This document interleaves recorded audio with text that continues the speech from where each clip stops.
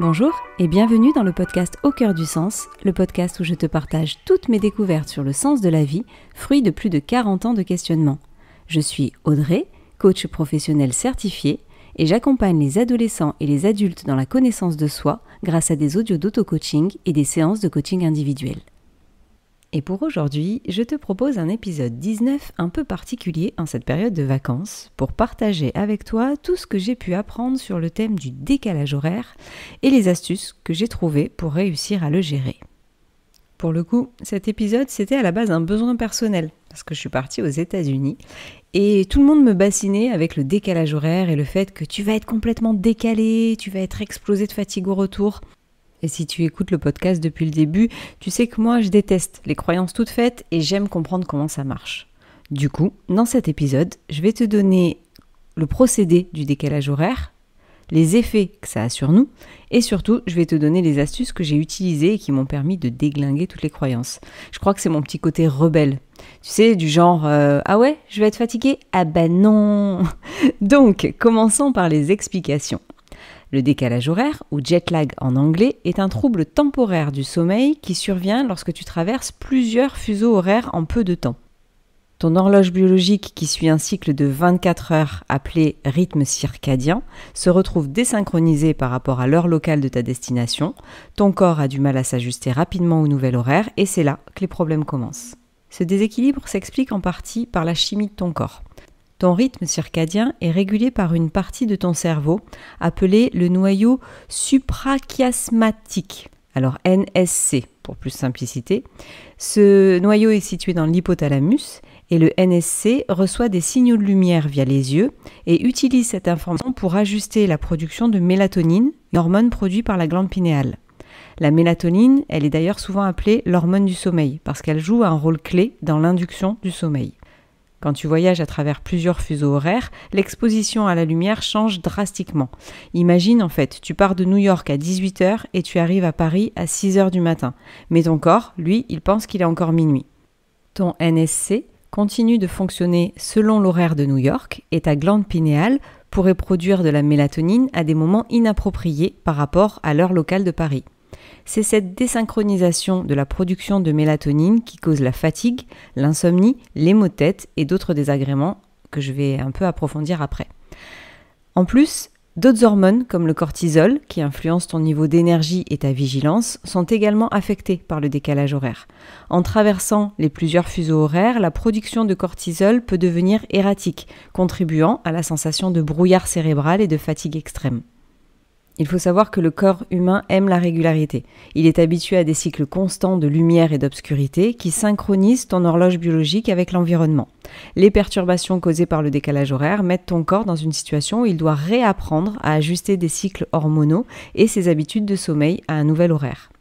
Après avoir compris comment ça marche, j'ai regardé donc les effets et apparemment ils varient en fonction de plusieurs facteurs. Le nombre de fuseaux horaires traversés d'abord, la direction du voyage, que ce soit vers l'est ou vers l'ouest, ton âge et ta sensibilité individuelle. Les voyages vers l'est, comme de New York à Paris, sont généralement plus difficiles à gérer car le corps a plus de difficultés à avancer l'heure qu'à la retarder. Et cette désynchronisation peut entraîner plusieurs symptômes. D'abord, la fatigue diurne, qui fait que tu te sens fatigué, épuisé pendant la journée parce que ton corps pense qu'il est encore en mode nuit. Viennent aussi les insomnies, qui font que tu as du mal à t'endormir à l'heure locale parce que ton corps n'est pas prêt à dormir. À cela peut s'ajouter les maux de tête et les problèmes de concentration, car ton cerveau, il lutte pour fonctionner normalement malgré la perturbation de ton cycle circadien. Et du coup, la fatigue et les troubles du sommeil peuvent te rendre irritable et affecter ton humeur. En moyenne, il faut environ 1 jour par fuseau horaire traversé pour que ton corps s'ajuste complètement.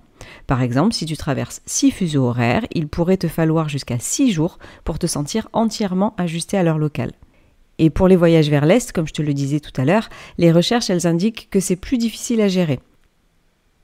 Une étude publiée dans le Journal of Sleep Research a révélé que les voyageurs qui se rendent vers l'Est mettent généralement 50% de temps en plus à s'adapter que ceux qui voyagent vers l'Ouest. Cela signifie que si tu mets normalement 4 jours à t'ajuster après un vol vers l'Ouest, il te faudra peut-être 6 jours pour t'adapter après un vol vers l'Est.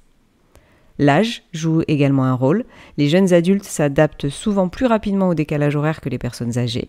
Selon une étude de l'université de Surrey, les personnes âgées de plus de 60 ans peuvent mettre jusqu'à 2 fois plus de temps à s'ajuster à un nouveau fuseau horaire comparé aux jeunes adultes. Et enfin, la sensibilité individuelle varie. Certaines personnes peuvent ressentir des symptômes de décalage horaire après avoir traversé seulement 2 ou 3 fuseaux horaires, tandis que d'autres peuvent traverser plusieurs fuseaux horaires sans éprouver de problèmes significatifs.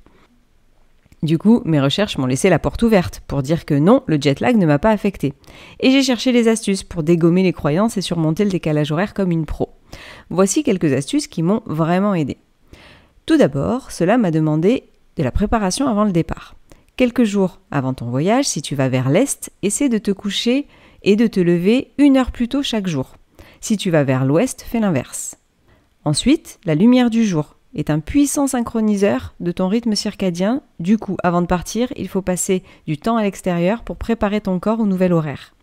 Quelques jours avant ton départ, il était conseillé aussi de consommer des repas plus légers pour faciliter l'adaptation de ton corps à un nouvel horaire alimentaire. La deuxième étape, c'était pendant le vol. Il faut boire beaucoup d'eau, car la déshydratation peut aggraver les symptômes du décalage horaire. Il faut éviter la caféine et l'alcool, car ils peuvent perturber ton sommeil, et il faut essayer de dormir selon l'heure de destination, en utilisant un masque pour les yeux et des bouchons pour les oreilles si nécessaire. Après, personnellement, j'utilise beaucoup les huiles essentielles. Si tu as des huiles comme la lavande ou la camomille, elles peuvent t'aider à te détendre et à mieux dormir. Tu peux les appliquer sur ton oreiller ou les utiliser avec un diffuseur portable ou alors les mettre sur tes poignets.